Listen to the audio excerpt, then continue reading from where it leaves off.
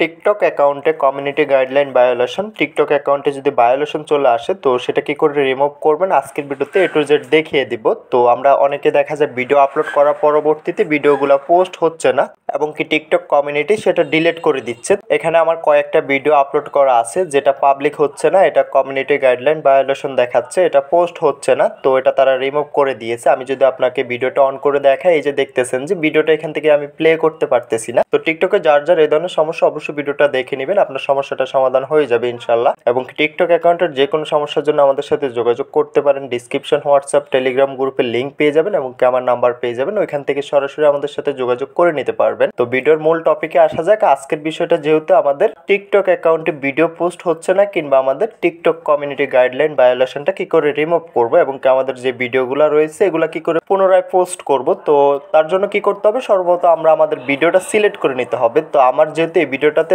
Violation এসেছে তো সেই ক্ষেত্রে আমি ভিডিওটা ওপেন করে নিলাম। ভিডিওটা ওপেন করার পরবর্তীতে এখান থেকে ভিডিওটা প্লে হচ্ছে না, নিচে একটা অপশন পেয়ে যাব কমিউনিটি গাইডলাইন ভায়োলেশন নামক একটা অপশন পেয়ে যাব, এটাতে ক্লিক করে দিতে হবে। তো আমি এই অপশনটাতে ক্লিক করে দিলাম। অপশনটাতে ক্লিক করে দেওয়ার পরবর্তীতে এখান থেকে বলতেছে যে ভিডিও রিমুভ, তো আমাদের ভিডিওটা তারা রিমুভ করে দিয়েছে টিকটক কমিউনিটি ভায়োলেশনের কারণে। যেহেতু আমার নিজস্ব ভিডিও, দেখতেছেন যে আমার নিজস্ব কন্টেন্ট, তার পরবর্তীতেও আমার ভিডিওটা তারা কমিউনিটি গাইডলাইন ভায়োলেশন দেখে আমার ভিডিওটা তারা রিমুভ করে দিয়েছে অলরেডি। তারা এখান থেকে বলতেছে যে আমার ভিডিওটাতে ভায়োলেশন রয়েছে। তো কয়েকটা ভায়োলেশন আসার পরবর্তীতে দেখা যায় ওয়ার্নিং চলে আসে, ওয়ার্নিং এর পরবর্তীতে আমাদের অ্যাকাউন্টগুলো ব্যান হয়ে যায়। তো এখানে আমরা আমাদের এই ভিডিওটা থেকে ভায়োলেশনটা রিমুভ করব, তার জন্য এখান থেকে আমরা আপিল একটা অপশন পেয়ে যাব। সবার উপরে কর্নারে আমরা দেখতে পারবো যে আপিল নামক একটা অপশন রয়েছে। তো আমরা জাস্ট এখান থেকে আপিল অপশনে ক্লিক করে দিতে হবে। আমি এখান থেকে আপিল অপশনে চলে আসলাম। আপিল অপশনে চলে আসার পরবর্তীতে সবার নিচে একটা সাবমিট অপশন পেয়ে যাব আমরা। তো আমরা এখান থেকে জাস্ট এটা সাবমিট করে দিব। সাবমিট করার